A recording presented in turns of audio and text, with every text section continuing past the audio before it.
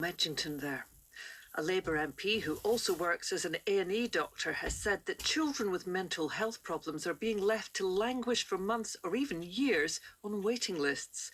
Rosanna Allen-Khan shared her professional experience in a debate to mark Children's Mental Health Week.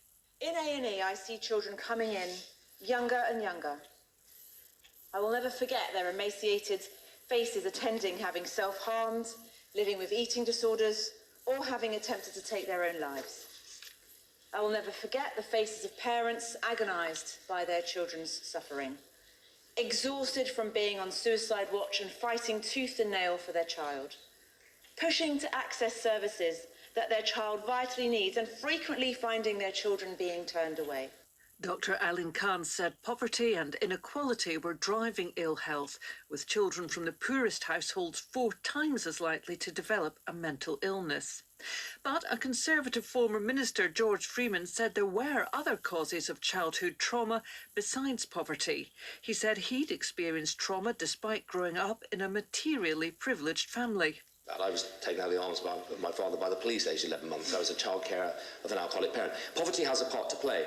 But would you agree with me that we need to make sure we frame this in the context of the real causes, some of which are not related to poverty, they're related to other chronic problems, alcohol, addiction, domestic violence. And that if we view it simply through the prism of a poverty attack, we are in danger of missing out some of those causes that are really embedded in repeated patterns of trauma within families. A Lib Dem, Vera Hobhouse, focused on the impact of what are known as adverse childhood experiences. She wished she'd understood more about them when she was a secondary school teacher. Some of the behavioural challenge I had as a secondary school teacher, and you just think that is just a very difficult child. If I had known more about it, I would have probably picked it up more as actually a traumatised child rather than just, somebody who's consistently causing trouble. And we would deal with them differently. Labour's Shadow Health Minister, Abena Opong-Asari, said a Labour government would introduce mental health support teams in every school in England. This will mean every school, every child in the school has someone to talk to, someone to listen to, someone to offer support, and someone to prove that my voice matters. But the Health Minister, Maria Caulfield, said the government was already rolling out similar schemes in schools. By March, just under half of pupils would be covered, and she highlighted extra spending on mental health services. And that sort of funding, the 2.3 billion extra a year, is going into projects such as our capital investment programme to eradicate mental health dormitories, investing in our crisis centres and our crisis cafes, investing in our 27,000 extra additional staff. And we're seeing evidence that it's making a difference already. The Health Minister, Maria Caulfield. And children with autism are twice as likely as their peers to be excluded from school, according to a Conservative MP. Duncan Baker wants to see mandatory autism training for teachers. Less than half of autistic children say they are happy in school. 73% of young autistic people say their teachers do not understand their needs. Only 20% achieve grade 5 or above in English and maths GCSEs compared to the 52% of all pupils. Duncan Baker said the children themselves felt having trained teachers would be the best way to improve their experience at school, and yet only 39% of primary school teachers have had more than half a day's training in autism. He quoted what one mother had told him. That autistic children, whilst in mainstream schools, are easily misunderstood. They're just innocent children trying to survive in an environment that isn't designed for them. They have to fail first, before they are adequately supported. And that's not how a child should start their education. He said a bill insisting on training for teachers would mean fewer children would struggle in school and they'd no longer be labelled difficult or disruptive. This bill will provide a solid base through which all teachers will learn about early identification, the special educational needs code of practice, the pattern and sequence of child development. Duncan Baker's call to make autism training for teachers a legal requirement was not opposed, but it's not likely to become law. Now, MPs from across the political divide have joined forces to campaign for tougher penalties for dangerous drivers. Christina Cooper reports. Road safety campaigners are moving away from the term road traffic accidents because, as the Conservative Selene Saxby explained, it doesn't reflect all the issues at stake. I'm careful to use the word crashes or collisions rather than accidents. This is because Road Peace, the charity supporting those bereaved or seriously injured after road traffic collisions, highlights that accidents are seen as just one of those things. In many cases, as we will hear today, there are a series of actions leading up to avoidable tragedies.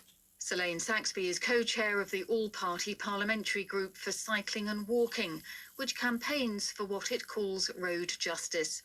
The group wants the government to introduce compulsory retesting for anyone wishing to drive following any period of disqualification. And it says the maximum sentence for dangerous driving, currently 2 years in prison, should be increased.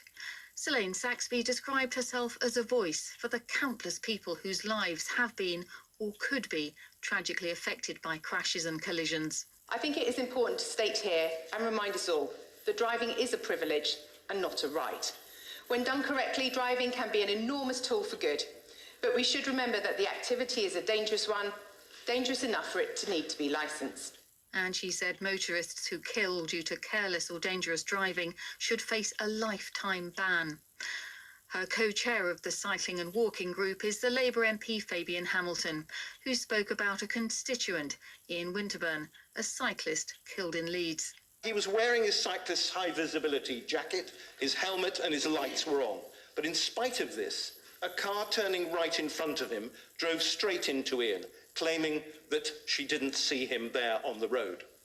He died in a coma 10 days later as a result of his injuries.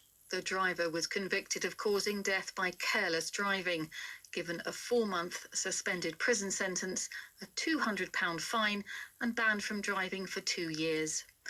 Several MPs, including the Conservative Wendy Morton, talked about tragic incidents of what she called road violence. An uninsured car mounted the pavement in Brown Hills in broad daylight, killing an 18-day-old baby in his pram. In this tragic case, the community were left in shock and absolutely, of course, the family devastated. And some 18 months later, following a successful campaign, the sentence for the driver was increased by the Court of Appeal. But you are left asking the question, why must people, why must victims, why must families go through this? Legislation passed 2 years ago increased the maximum sentence for causing death by dangerous driving from 14 years to life in prison. A Conservative, James Wilde, questioned whether judges were making enough use of the tougher sentence, raising the case of a constituent whose 3 family members were killed by a dangerous driver. The driver knew he was deprived of sufficient sleep, consumed drugs above the legal limit, previous convictions for motoring offences, and he was on police bail for a driving offence at the time and broke the curfew to commit it. The only mitigating factor was a letter he sent to the court, not even to the family. And it's unacceptable after a guilty plea was taken into account. He was only sentenced to 10.5 years for 3 separate counts of causing death by dangerous driving. He could be out in 7 years. Labour's Paulette Hamilton, a Birmingham MP, said many traffic collisions could be prevented by reducing and enforcing speed limits. We can and we should do more. There have already been 2 serious incidents on Birmingham roads this year. One of the biggest barriers to active travel as a replacement for driving is safety. Labour's spokesperson Bill Esterson noted the strength of feeling among MPs and welcomed the recommendations made by the all-party group. Far too often, drivers who commit serious offences are not regarded by society as being guilty of serious crimes.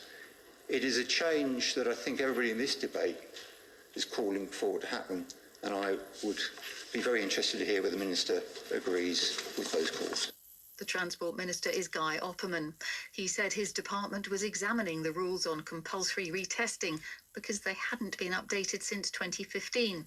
As for concerns about sentencing, he said it was dangerous for ministers to start criticising individual judges. But One can, as the Ministry of Justice, I think, will do so, review the sentences, review the totality that followed from those particular things, and establish proper guidance. That is what is done with other offences. That is what will be done in this case. And I hope that there is some assurance to the families so affected that that is a process that is in hand. Everyone was on a journey, he said, to try and improve road safety on a cross-party basis. Christina Cooper there. And before we go, our main news again. MPs have called for tougher rules to prevent foreign states buying up British press and broadcasters.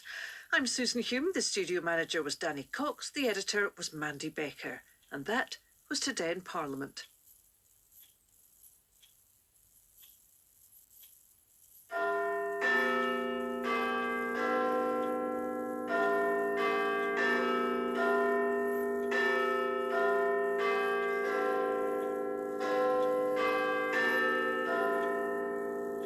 BBC News at midnight. This is Neil Nunes. Politicians in Northern Ireland have spoken of a day of optimism and history as they prepare for the return of devolved government at Stormont. President Biden says he's made his decision on how to respond to the killing of 3 American troops in Jordan. New analysis of satellite imagery shows more than half the buildings in Gaza have been damaged or destroyed since the start of Israel's war with Hamas. The Attorney General orders an independent review of the way the Crown Prosecution Service handled the Nottingham stabbing case. The Broadway star Chita Rivera, acclaimed for her roles in West Side Story and Chicago, has died. The people of Northern Ireland are preparing for the return of power sharing within days and the swearing-in of the first ever nationalist First Minister after a dramatic 24 hours which have been described as massively significant and historic. For 2 years, the Democratic Unionist Party has been blocking the restoration of devolved government because of anger about post-Brexit trade rules. The party had argued that checks on goods coming to Northern Ireland from the rest of the UK would create a border in the Irish Sea. But then, in the early hours of Tuesday morning, the DUP leader Sir Geoffrey Donaldson won support from party members for new arrangements, and the UK government said all conditions were now in place for a return of devolved government. Our first report tonight is from our Ireland correspondent, Chris Page. After 727 days without a government, a meeting held by 130 people over 5 hours determined that power sharing was returning in Northern Ireland. The DUP leader, Sir Geoffrey Donaldson, faced internal opposition from some senior members of his party and the embarrassment of the confidential proceedings being posted on social media as they happened by a loyalist blogger. But he said he won sufficient support for the deal he negotiated with London. I believe that what we have delivers real change. It's the DUP delivering this change. It's not the people who criticise from the sidelines, who talk big and tough about what needs to happen, but who have actually delivered nothing. The details are expected to be published in the next 24 hours, but some elements are already known. There'll be Westminster legislation on trading arrangements. Sir Geoffrey Donaldson said there wouldn't be any checks on goods arriving in Northern Ireland from Great Britain unless they're to be moved across the Irish border or crime is suspected. He said customs declarations would no longer be necessary. Sir Geoffrey also referred to a new agreement between the EU and the UK, which will mean food importers in Northern Ireland could bring in products at reduced tariffs, in line with their counterparts in England, Scotland and Wales. The British government's giving Stormont £3.3 billion in extra funding, including money to help settle public sector pay disputes. The Northern Ireland Secretary, Chris Heaton-Harris, said he would fulfil his side of the deal.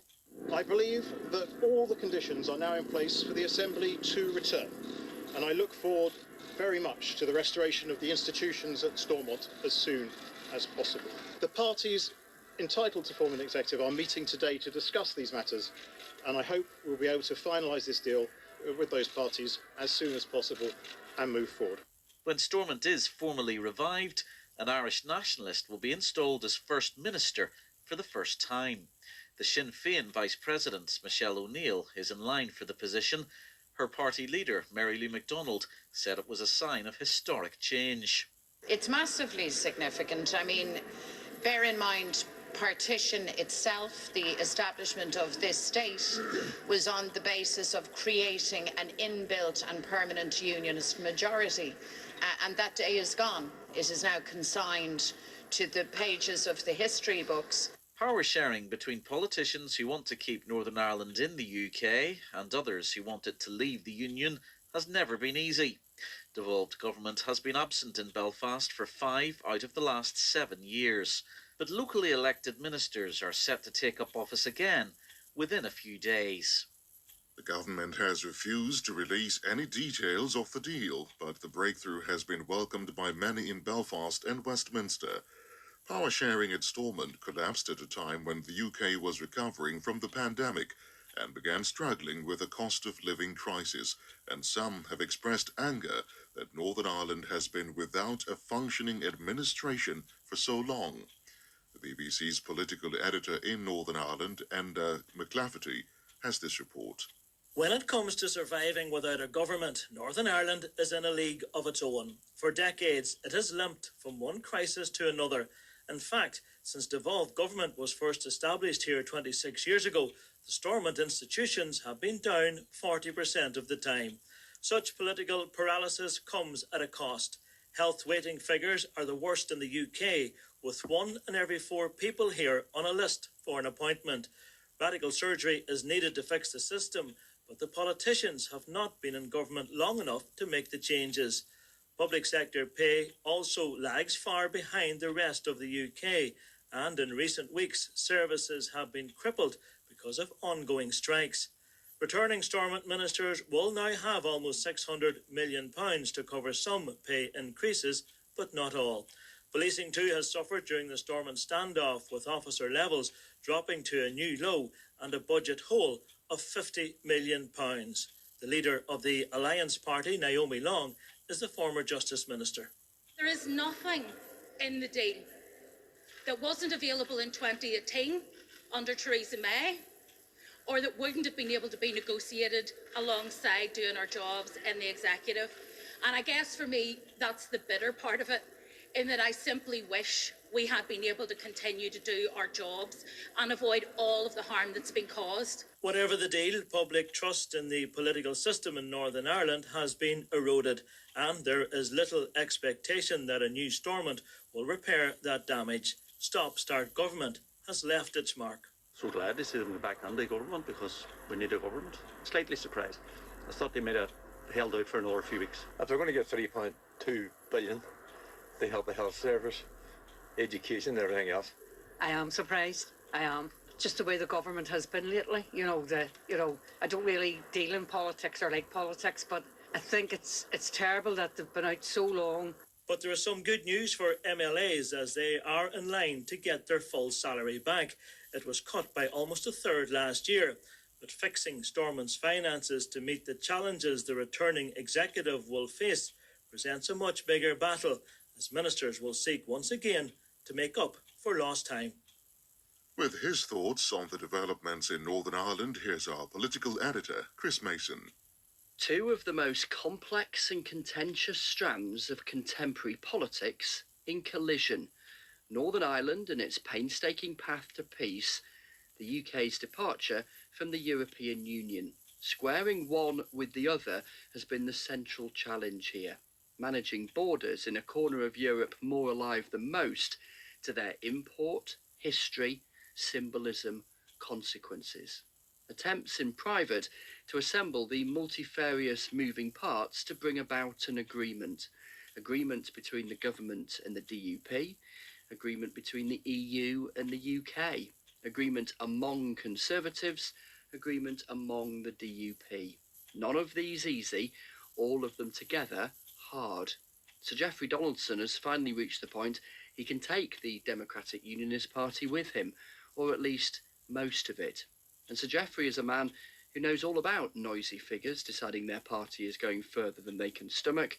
He was once that very person when 20 years ago he left the Ulster Unionist Party. And so to the moment, perhaps before the week is out, which will eclipse much of the negotiation of recent months and the noise of recent days.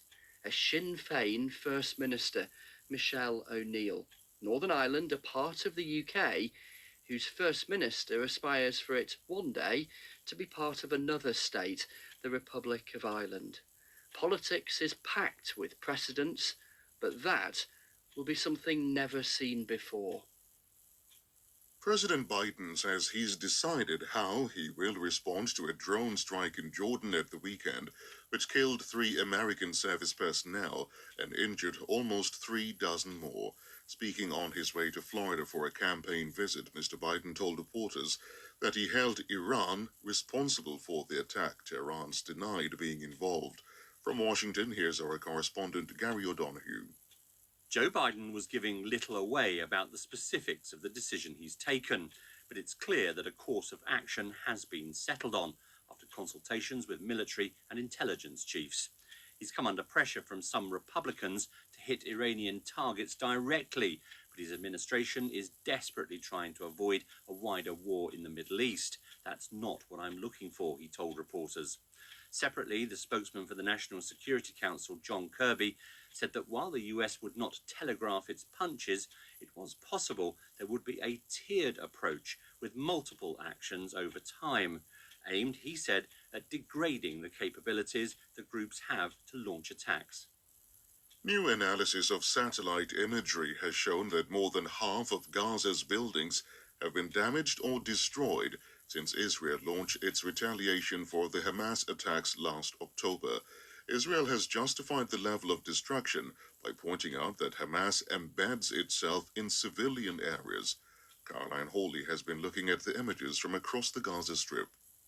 Aid agencies have repeatedly warned of the scale of suffering and destruction in Gaza.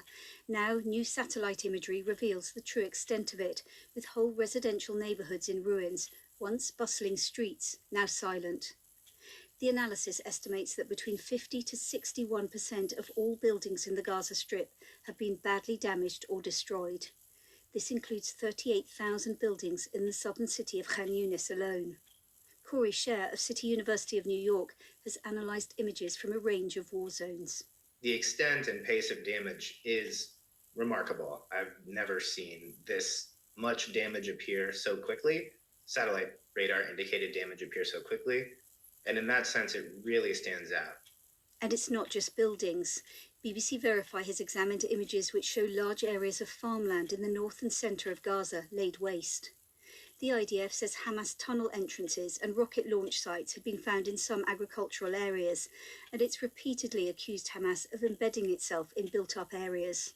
But there have been allegations of deliberate destruction, including of a university blown up earlier this month in what appears to have been a controlled explosion after it had been used by Israel as a military base. The UN says 85% of Gaza's population has now been displaced by the war. Many people are now camped out close to the Egyptian border. Seen from the air, the site covers about 3.5 square kilometres, a sprawling tent city of hunger and despair.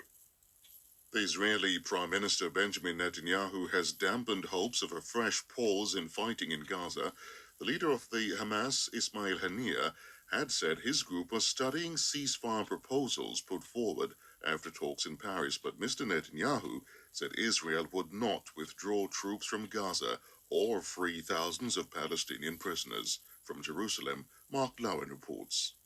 Amidst the political bluster and tough talk, it is tricky to get to the bottom of whether a truce is in sight in shattered Gaza. Talks last weekend were described by the Israeli Prime Minister's office as constructive. The Qatari Prime Minister said good progress had been made, and the US Secretary of State spoke of real hope. Reports of a proposal include a truce possibly of 45 days and the release of a few dozen hostages and hundreds of Palestinian prisoners, with the aim of then continuing it into a second phase. Hamas has sent a delegation to Cairo to study the plan, saying it was open to ideas leading to a full ceasefire. But today, Benjamin Netanyahu was dismissive. I hear things being said about deals, so I want to clarify, he said, repeating his vow of absolute victory. We will not withdraw troops from the Gaza Strip and will not release thousands of terrorists. So what's the truth? Mr. Netanyahu is being pulled in one direction by far-right members of his cabinet to hold firm, and in the other by families of the hostages to reach a deal to bring them home. He's trying to publicly please both sides, but his room for manoeuvre is narrowing. Fighting has reignited in northern Gaza, from where Israel had begun to redeploy troops south, suggesting its offensive may not be going to plan. Hamas fired rockets towards Tel Aviv yesterday for the first time this year, showing it still can. Israel's Prime Minister plays to his audiences, but in the theatre of war, the reality is more suffering, and both sides are under intense pressure to stop it. The Foreign Secretary Lord Cameron has been criticised by some Conservative MPs after he suggested the UK was ready to bring forward the moment when it formally recognises a Palestinian state. He told an audience in Westminster that the Palestinian people needed a sign that progress towards a two-state solution was irreversible. But some MPs have suggested that could reward Hamas atrocities. Here's our diplomatic correspondent James Landale. When Lord Cameron got to his feet at a reception in Westminster, he knew his aim and audience. In the crowd were ambassadors from most Gulf and other Arab countries. The Foreign Secretary told them the Palestinian people needed a political horizon, a sign that progress towards a two-state solution was irreversible. And to do that, he said, Britain, with allies, would look at recognising a Palestinian state at the United Nations. He made clear any long-term deal would require all Israeli hostages freed, guarantees Hamas could not attack Israel, and its leadership removed from Gaza. But even the idea of fast-tracking Palestinian statehood prompted anger among Israel's supporters in the House of Commons. Teresa Villas is the former Northern Ireland Secretary. It's really disturbing that BBC Online is reporting that the Foreign Secretary has changed the UK government's approach on recognition of a Palestinian state. Will the Minister agree with me that bringing forward and accelerating unilateral recognition of a Palestinian state would be to reward Hamas's atrocity? The Foreign Office Minister in question, Andrew Mitchell, said the government would not recognise a Palestinian state bilaterally, but would do so at a time when it best serves the objective of peace. Hussam Zomlot, head of the Palestinian mission in London, said Lord Cameron's remarks were historic because for the first time the UK was considering recognising a Palestinian state as a contribution to a peaceful solution rather than an outcome. The Israeli government has yet to comment. The BBC has released around 3,000 emails linked to its handling of the Martin Bashir scandal. An independent inquiry in 2021 found that Mr. Bashir had been deceitful and had faked documents to obtain his famous interview with Princess Diana in 1995. The corporation has now been compelled to release thousands of pages of correspondence revealing how it dealt with the issue. Here's our media correspondent David Sillito. The emails are all from a few weeks in 2020 when questions emerged about Martin Bashir's Panorama interview with Princess Diana. The thousands of emails released include one to the Director General from Earl Spencer calling for a full independent inquiry, a discussion of the whereabouts of a crucial missing note from Princess Diana, and communications with Martin Bashir, which reveal his belief that this was being driven by professional jealousy that a second-generation immigrant had landed such an interview. This Freedom of Information request grew out of a suspicion that the BBC was purposefully withholding vital documents. The journalist Andy Webb, who fought for the release, says he believes the emails show information was being kept from him. In a statement, the BBC says documents not released to journalists were made available to the subsequent and damning Dyson inquiry. The corporation has spent more than £100,000 in a court case trying to resist this release of further documents, saying they're largely irrelevant or legally privileged. The Attorney General has ordered an independent review of the Crown Prosecution Service's decision to accept manslaughter pleas from the man who stabbed 3 people to death in Nottingham last June. Victoria Prentice said the review would also examine whether the CPS properly consulted the families of Baldo Colocane's victims. Sean Daly reports. Yesterday, the families of Barnaby Webber, Grace O'Malley Kumar and Ian Coates were in Westminster calling for a public inquiry into what happened after their loved ones were stabbed by Valdo Callicane last June. He was sentenced to a hospital order last week after the Crown Prosecution Service agreed to accept his pleas that he was guilty of manslaughter on the grounds of diminished responsibility. Prosecutors said medical experts gave overwhelming evidence that he was experiencing paranoid schizophrenia when he killed his victims. Their families were angry at the sentence and at the way the case was investigated. The Prime Minister Rishi Sunak told ITV's This Morning that he's promised the parents of Barnaby Webber and Grace O'Malley Kumar, who are both 19, that he will get the answers they want. We've set up investigations, independent ones, into all those areas I mentioned, the NHS, the Crown Prosecution Service, the police forces that did this. So they're all going to be looked at independently so we can get those answers. And that's going to happen promptly and thoroughly and effectively as quickly as possible. And once we hear back from that, then we can sit down with them and decide if there are more questions that need answering. Is the inquiry then the next logical step? The Attorney General, Victoria Prentice, has ordered an urgent review by the Crown Prosecution Service Inspectorate to look at the families' concerns and how they were consulted by the CPS. The families have told the BBC they welcome a full, open and transparent investigation, but say they would like to discuss the issue of multi-agency failures with the Attorney General and the Independent Office for Police Conduct. The International Monetary Fund has warned the UK against further immediate tax cuts, saying they would risk the government's ability to invest money in the NHS and other vital services. The organisation's latest forecast points to slower than expected growth over the next 2 years. The Chancellor, Jeremy Hunt, who is preparing for his budget in March, has rejected the intervention and insisted that tax cuts could help the economy. Here's our economics editor, Faisal Islam. The IMF says preserving high-quality public services requires higher spending than reflected in the government's current plans.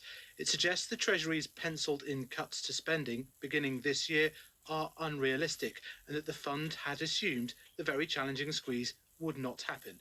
Here is the IMF's chief economist, Pierre-Olivier Gourinchas. Our concern with the tax cut is we consider that a number of countries, not just the UK, need medium-term fiscal plans that will allow them to address a number of significant spending pressures. Now, in the case of the UK, we can think about reforming the healthcare, spending in the healthcare sector, education. And from that perspective, it doesn't seem to us that having additional discretionary cuts is appropriate at this point.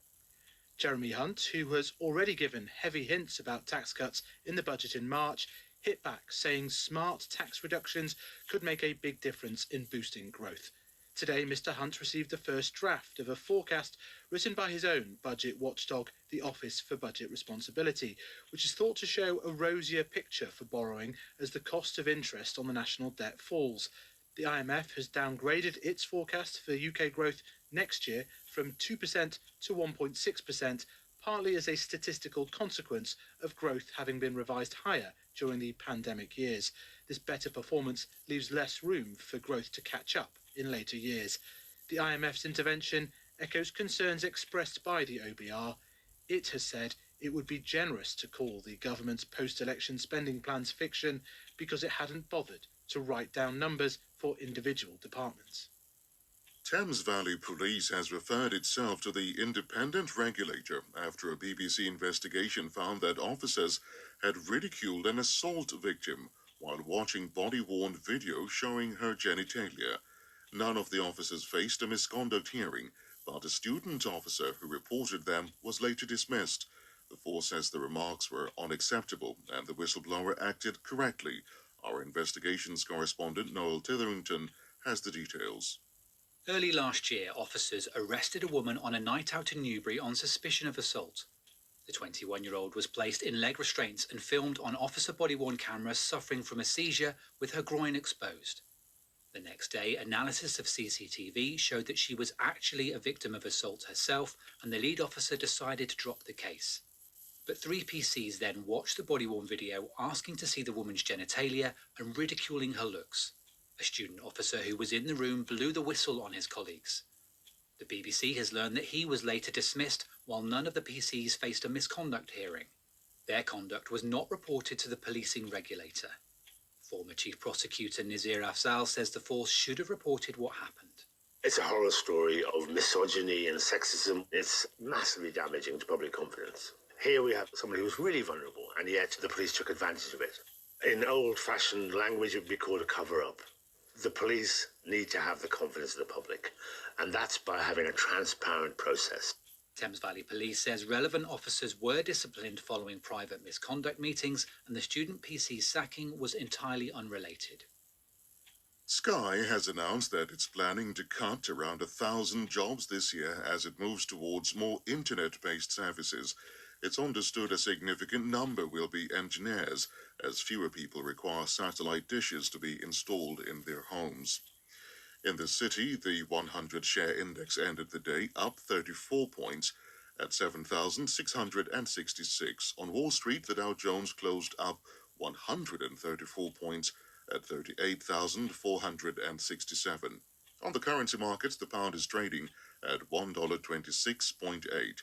Against the euro, sterling is at €1.17. That makes a euro worth 85.5 pence. Now for a first look at the morning papers. The Daily Telegraph reports that Britain is poised to send an aircraft carrier to the Red Sea to counter attacks by Houthi rebels. The Armed Forces Minister James Heappey says the Royal Navy will plug a gap when the USS Dwight D. Eisenhower returns to America. Little room for big tax cuts is the warning for Conservatives from the Chancellor Jeremy Hunt in The Times. The paper says Mr. Hunt told the Cabinet that was because of major structural weaknesses in the economy, including relatively low levels of productivity. The Eye says a speech about the Foreign Secretary, in which he hinted that the UK might recognise a Palestinian state, was not approved by Number 10 in advance. Several Conservative MPs have criticised Lord Cameron's remarks, but the Foreign Office has insisted they were not a change in government policy. Pictures of a smiling Sinn Féin President Mary Lou MacDonald and her deputy Michelle O'Neill are on the front of The Guardian and the Financial Times. The pair were reacting to an indication from the DUP that it's ready to return to power sharing after almost 2 years. The Broadway star Chita Rivera, who first rose to fame as Anita in the original 1957 production of West Side Story, has died. She was 91. Matthew Carter looks back at her career, spanning nearly 7 decades.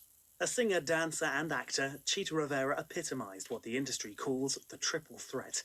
Born in Washington, Rivera studied piano and ballet from a young age and had roles on Broadway before she turned 20.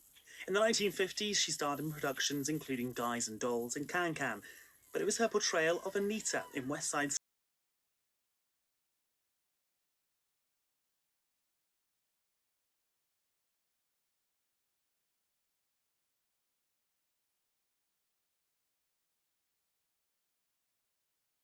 and received 10 nominations, the joint highest of any musical performer.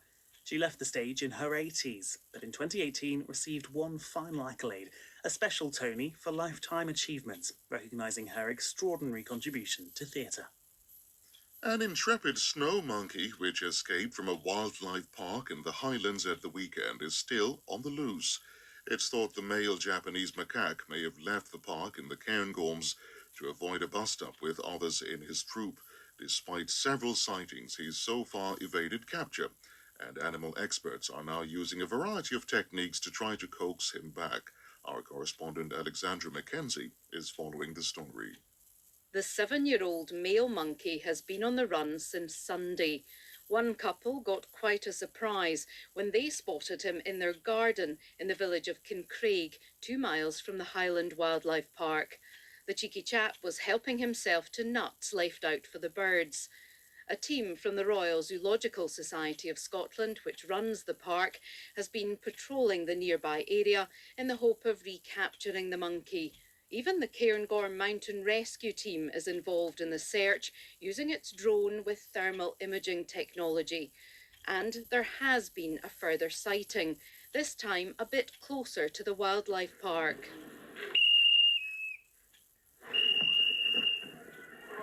This whistle is used to indicate that it's feeding time. Stuart Owen, one of the rangers, hopes the familiar sound will entice the monkey back home. We have had reports that the monkey's sort of made its way back closer to the park, which is really positive. And so we were hoping that in getting it close enough, it would be able to hear the whistle. And because of all their training, they've got that strong association with the whistle, and it would know that it's feeding time, and so that it would potentially hop back over and join its troop. Dr. Kirsty Graham from the University of St Andrews said finding food was likely to be its biggest challenge. She agreed this could lead to it seeking its own way back to the wildlife park and the other monkeys. Alexandra Mackenzie. The headlines again. Devolved government is set to return to Northern Ireland for the first time in almost 2 years after the Democratic Unionist Party endorsed a deal to restore power sharing. President Biden says he has decided how the U.S. will respond to a drone strike that killed 3 American troops in Jordan. New analysis of satellite imagery shows more than half the buildings in Gaza have been damaged or destroyed since the start of the war between Israel and Hamas. The Attorney General has ordered an independent review of the decision by prosecutors to accept manslaughter pleas in the case of a man who stabbed to death 3 people in Nottingham. BBC News. Which was read tonight by Neil Nunez. And now with a look at the weather forecast for the next 24, 48 hours and beyond, Sarah Keith-Lucas. Hello. After a fairly calm day weather-wise on Tuesday, we're in for a spell of wetter and certainly much windier weather on Wednesday, especially towards the north. But let's take a quick look back at the past 24 hours. The warmest place was Swanage in Dorset, where temperatures reached 10.7 Celsius on Tuesday. The coldest spot being Spade Adam in Cumbria at just 4.1 Celsius. The coldest place last night was Braemar in Aberdeenshire, which got down to minus 8.8 Celsius. The wettest place was Shap in Cumbria with 22 millimetres of rain, and the sunniest place on Tuesday was Ronaldsway on the Isle of Man with 7.9 hours of sunshine. Now, the forecast for the rest of tonight then. Most of us are dry out there. The winds are really picking up, particularly across northern and western parts of Scotland. Gales developing through the rest of tonight. Lighter winds further south and clearer spells, so temperatures for parts of central and southern England getting down to freezing or just a degree or 2 below. Elsewhere, I think we're looking at lows between about 2 to 5 as we head through into the early hours of Wednesday. Now, Wednesday's weather forecast, we've got 3 zones. The first being the north of Scotland, so right across the northern half of Scotland. We've got a warning for strong winds. Gusts are widely going to reach 60, 70 miles an hour in the far north, up towards the Northern Isles and around Caithness and Sutherland, could reach 85 miles an hour, so enough to cause significant disruption. Lots of heavy rain through the morning on Wednesday. Looks a little bit drier into the afternoon. For central southern Scotland, Northern Ireland and northern England, a windy day ahead too. Gusts are going to reach 40 or 50 miles an hour, possibly 65 miles an hour around coasts and hills. So again, the winds could cause some disruption, and the rain will start to spread its way in through the middle of the morning and will be quite persistent, just slowly clearing away by the evening. Meanwhile, for the Midlands, Eastern England, Wales and all of southern England, Wednesday should be a largely dry day. Not too much in the way of sunshine, perhaps some glimpses of blue sky out there. But it'll be breezy, not as windy as it will be further north, and the rain will arrive during the evening. Top temperatures north to south across the UK, somewhere between around 8 to 11 degrees.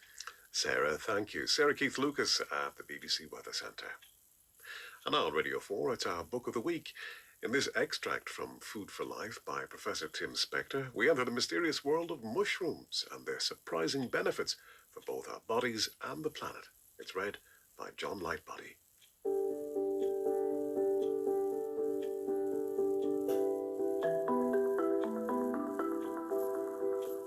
Mushrooms are neither plants nor animals, although on a chemical rather than evolutionary basis. Like molds and yeast, they are closer to an animal than a plant, consuming food rather than using photosynthesis for energy.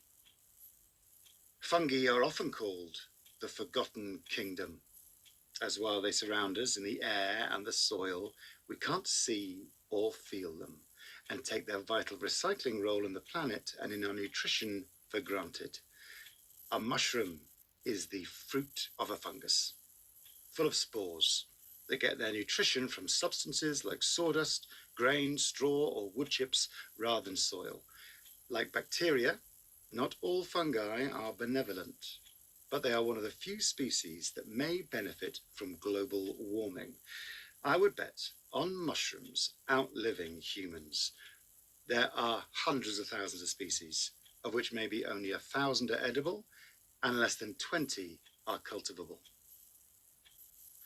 Mushrooms have a rich umami, savoury, meaty flavour due to natural taste enhancers like glutamates and guanosine, while their unique raw smell comes from octanol alcohol, produced from fats when damaged or eaten by insects. Mushrooms protect themselves with strong defensive chemicals that deter foraging animals and can frequently kill the short-sighted or greedy human. So are packed with polyphenols, those vitally important plant chemicals that only our gut microbes can utilize. Unlike many plants, they retain virtually all their nutrients after cooking or drying. As so many mushrooms are toxic, it is a good general rule to cook them. This helps to liberate many new chemical flavors. Morels are highly prized and toxic if raw, although for excitement, the Finns like to eat them just slightly boiled, like eating fugu fish in a form of Russian roulette. Mushrooms have so much stored water, they can be fried without oil. When you buy them fresh, they often still continue growing for a few days, but it's best to use them quickly to maximize the flavors. After water evaporates in cooking, the remaining mushroom contains sugars, fiber, and protein, plus a range of B vitamins, and, depending on the variety, around a quarter of our daily needs for vitamin D. Like humans, mushrooms have the ability to make vitamin D from sunshine, which acts like an enzyme on their skin to convert the stored steroid called ergosterol to the active vitamin. This is now being exploited by exposing mushrooms to natural or artificial UV rays shortly before harvesting. Just 2 portions of these super suntanned fungi provide a week's supply of vitamin D. The vitamin D survives freezing or drying and is a much better option than a daily supplement pill. Mushrooms uniquely produce very high amounts of an amino acid called ergothioneine, ET, that we can only get from food.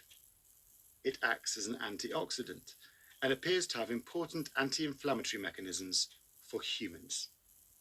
It has now been dubbed the longevity vitamin. Except for a few mushrooms, like the ones that resemble human ears, most have high ET levels, but the most potent is the Boletus variety, Ceps in France and Porcini in Italy, followed by oyster and shiitake mushrooms.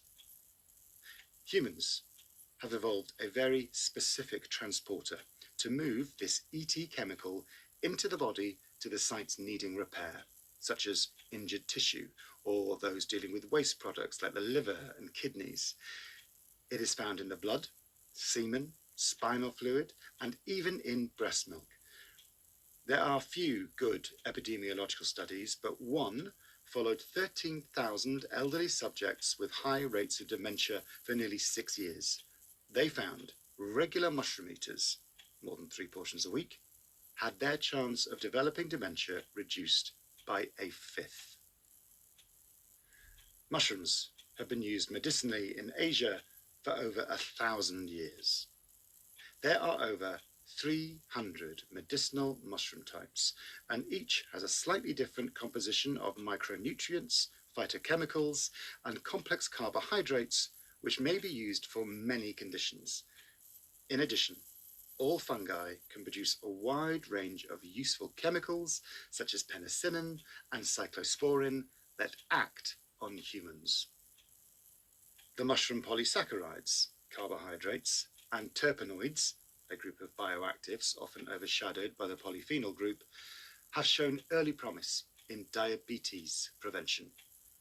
While so far there is no convincing modern trial evidence that fungal therapy is effective for common diseases, lab studies often suggest excellent anti-cancer potential as do epidemiological studies.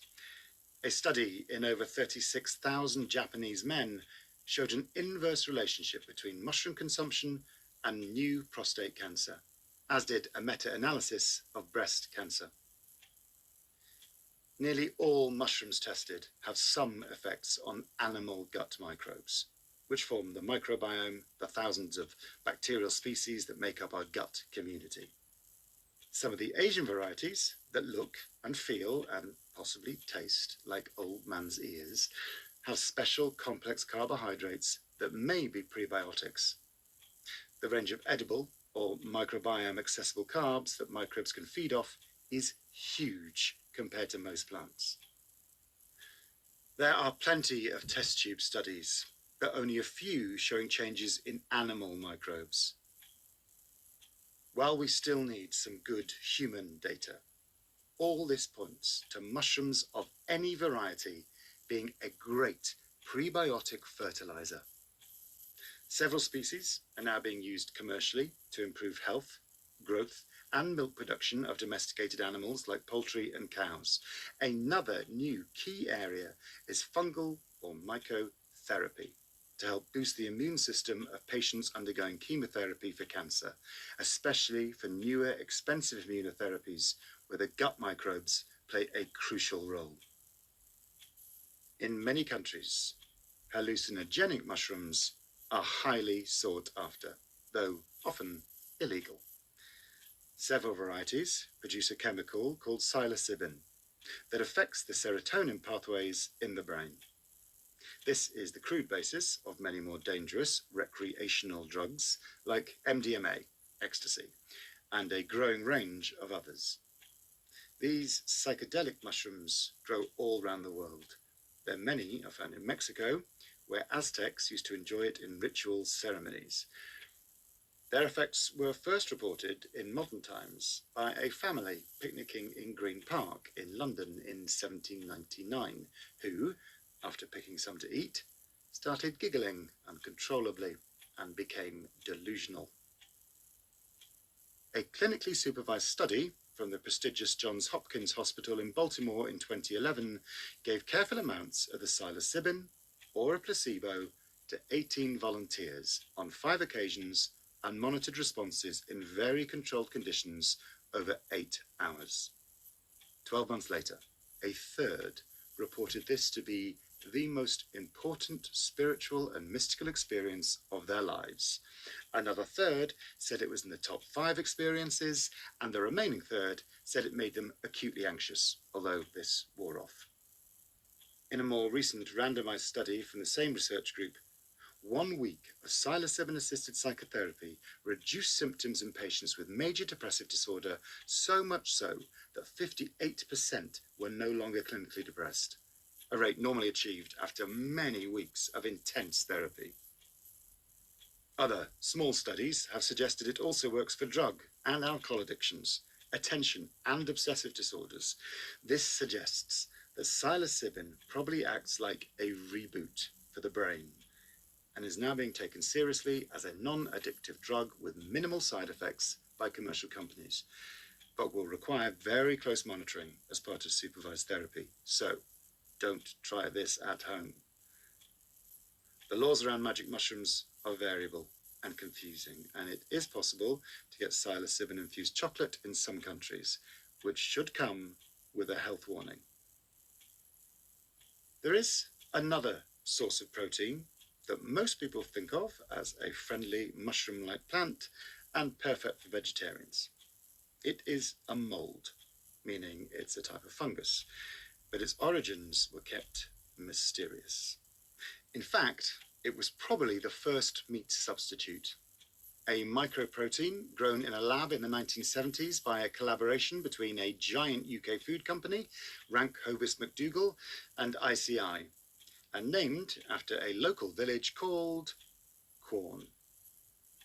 The scientists chose the Fusarium venenatum mold discovered in English soil, as it had a very high protein content and tendrils that resembled the size and texture of meat fibres. They grow it in vast quantities in 230-ton vats of broth and usually mix it with dried egg whites or potato starch to bind it. Corn was launched in 1985 and briefly used by McDonald's as a veggie burger. It was a big hit in the UK and several other countries in many meat alternative products like mince, burgers and sausages. It ran into problems in the US, however, where authorities and the sensitive American Mushroom Society objected to it being falsely marketed as a type of mushroom. I do know some people who are big corn fans, especially to make chili sin carne and vegetarian bolognese, and they tell me the secret is always a good slow-cooked tomato sauce base and plenty of spices. Some positive health effects were seen when meat was substituted by mycoprotein. However, to make the mold edible, a large number of other additives such as flavourings and firming agents are needed. Another related fungus that produces edible fruits is the truffle, which can grow as big as a fist, but stays buried just underground. Like mushrooms, truffles are parasitic, but are more picky and prefer the roots of oaks, beech or hazelnut trees. They form complex networks underground and attract soil microbes to help them produce smelly chemicals. As humans discovered, pigs have an innate ability to track down truffles. Piedmont in northern Italy and Périgord in France have the best truffle sites, which are often kept secret and can cause family feuds. They are sometimes considered worth dying for. The best truffles can easily raise £5,000 to £10,000 per kilogram. There are hundreds of varieties, but two main types, white and black, each with a distinctive set of chemical aromas to attract animals. Due to its sulfur chemicals, the white truffle can have a strong onion or garlic flavour. It is often best served raw and thinly shaved on dishes like risotto or pasta. The black truffle is more subtle in flavour, and the best come in early winter and are often lightly cooked. They lose their aromas quickly, so store them airtight in the fridge with some olive oil, bread or rice to absorb moisture. As with all foods, there are health claims of its medicinal properties, but at those prices you can understand why no large clinical trials have been performed. But if anyone wants to sponsor me to check the effects of winter truffles on my gut microbes for a month, do let me know.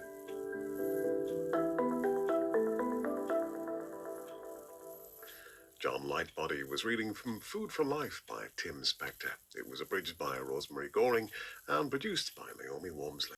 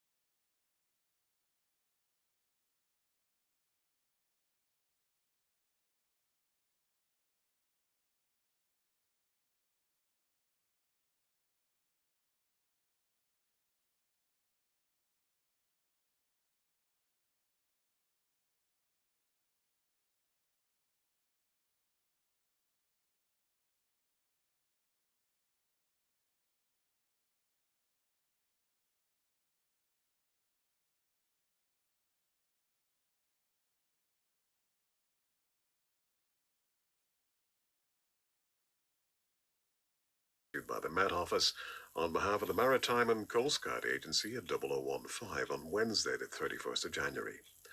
There are warnings of gales in Viking, North Atsira, South Atsira, 40s, Cromarty 4th, Tyne, Dogger, Fisher, German Bight, Humber, Irish Sea, Shannon, Rockall, Malin, Hebrides, Bailey, Fair Isle, Faroes and Southeast Iceland. The general synopsis at 1800. Low 500 miles west of Rockall, 990, expected 50 miles north of Norwegian Basin, 942 by 1800 Wednesday. The area forecast for the next 24 hours. Viking, north at Sierra, south at Sierra, 40s Cromarty. Southwesterly 5 to 7, increasing gale 8 to severe gale 9, occasionally storm 10 except in south at Sierra, veering westerly 7 to severe gale 9 later. Showers, rain for a time, good, occasionally poor. 4th, Tyne, Dogger, Fisher. West or southwest 5 or 6, increasing 7 to severe gale 9, veering northwest 6 or 7 later. Occasional rain later, good, occasionally poor. German Bight, Humber. Northwest 4 to 6, backing southwest 6 to gale 8, veering northwest 6 or 7 later. Rain later, good, becoming moderate or poor. Thames, Dover, White, Portland, Plymouth. West or southwest 2 to 4, increasing 5 to 7. Rain later, good, becoming moderate or poor. Biscay, Trafalgar, Fitzroy. Variable 2 to 4, but easterly 5 to 7 in southeast Trafalgar. Fog patches, moderate or good, occasionally very poor. Seoul, Lundy, Fastnet. Southwest 4 to 6, occasionally 7 in Lundy and Fastnet, veering west 3 to 5 later.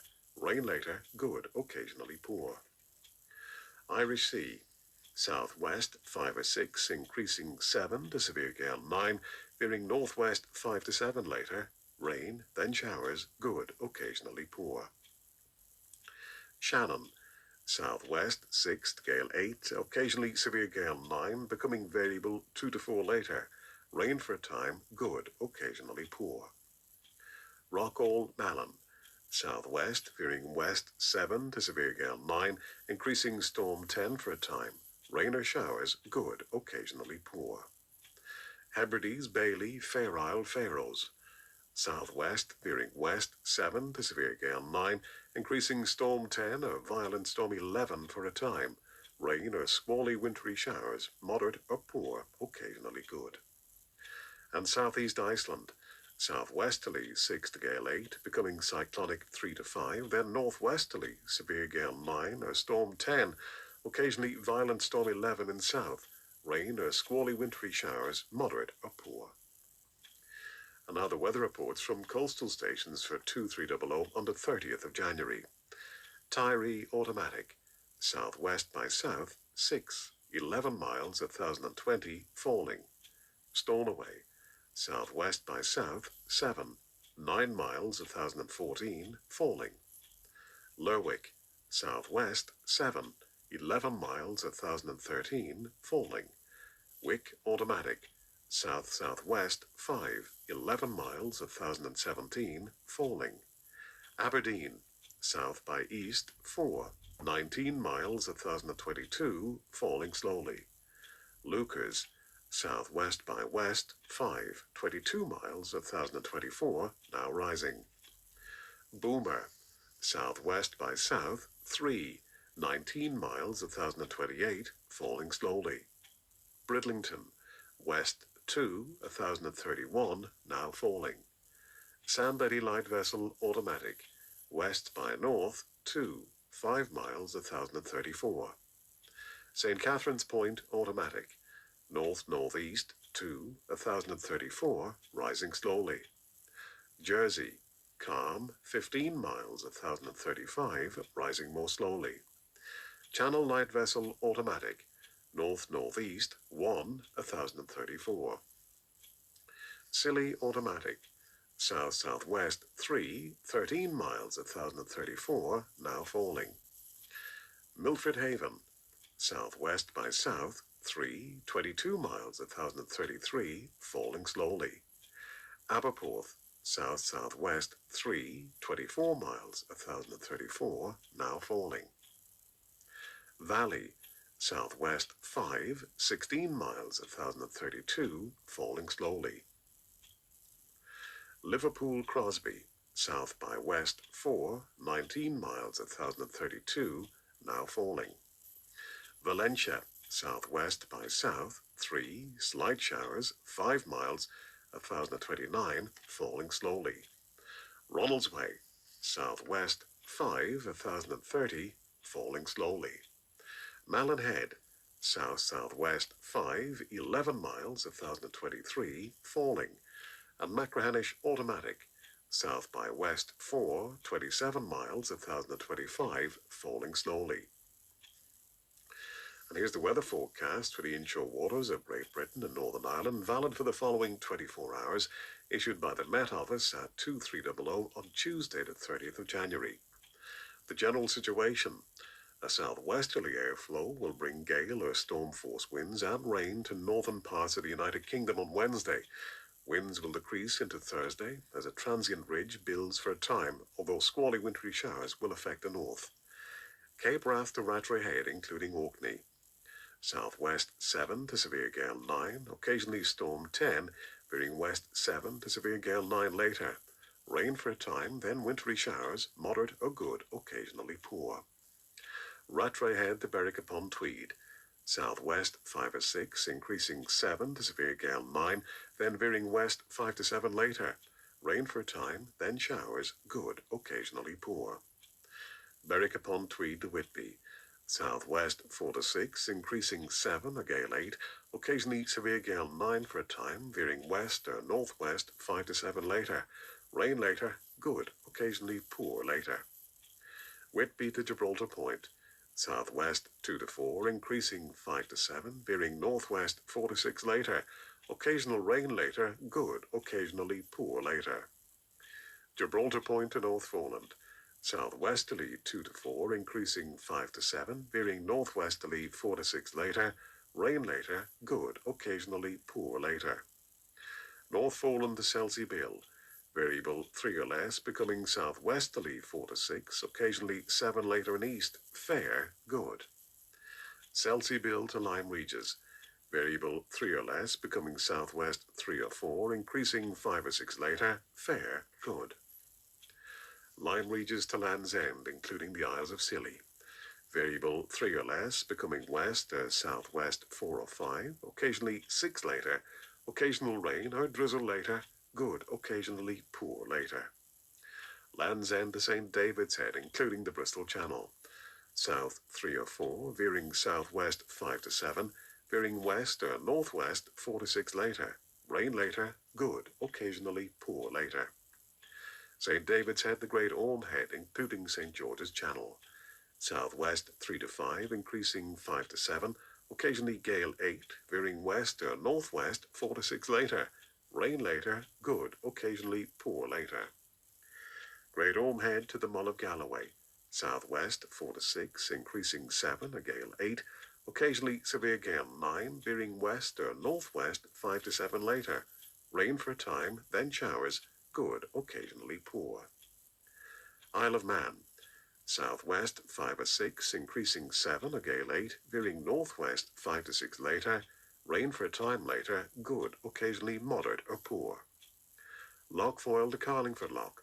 Southwesterly 4 to 6, increasing 7, a gale 8, occasionally severe gale 9 in north, veering northwesterly 5 to 7 later. Rain for a time, then showers, good, occasionally poor. Mull of Galloway to Mull of Kintyre, including the Firth of Clyde and North Channel. Southwesterly 4 to 6, increasing 7 to severe gale 9, then veering northwesterly 5 to 7 later. Rain for a time, then showers, good, occasionally poor. Mull of Kintyre to Ardnamurchan Point. Southwesterly 6 or 7, increasing gale 8 to severe gale 9, occasionally storm 10 in north, veering northwesterly 6 to gale 8 later. Rain for a time, then wintry showers, moderate or good, occasionally poor. Ardnamurchan Point to Cape Wrath.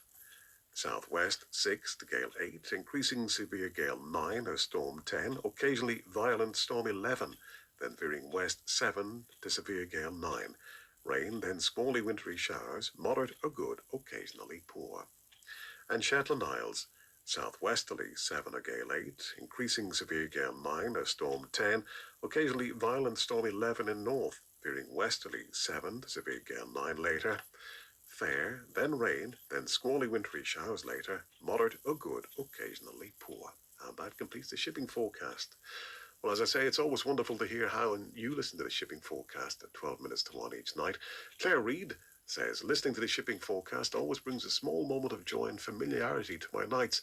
My sons are called Fisher and Mallon, so I love hearing you say their slightly unusual names every night, normalised by you and your colleagues. I'll never tire of hearing the shipping forecast. From Claire Reid, who lives in the Lundy Sea area. Lovely to hear from you, Claire. Well, that's it for another day here on BBC Radio 4. On behalf of my colleague Neil Nunes in the newsroom and myself, Al Ryan here in Broadcasting House, if you have been, thanks for listening. Have a safe, quiet and peaceful night. Good night. Ihuwa.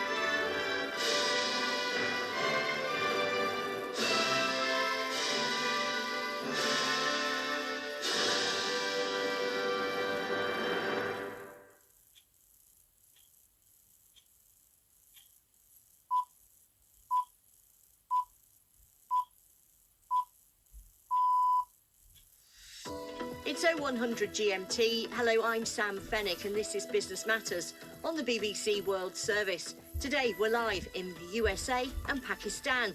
And coming up on the programme,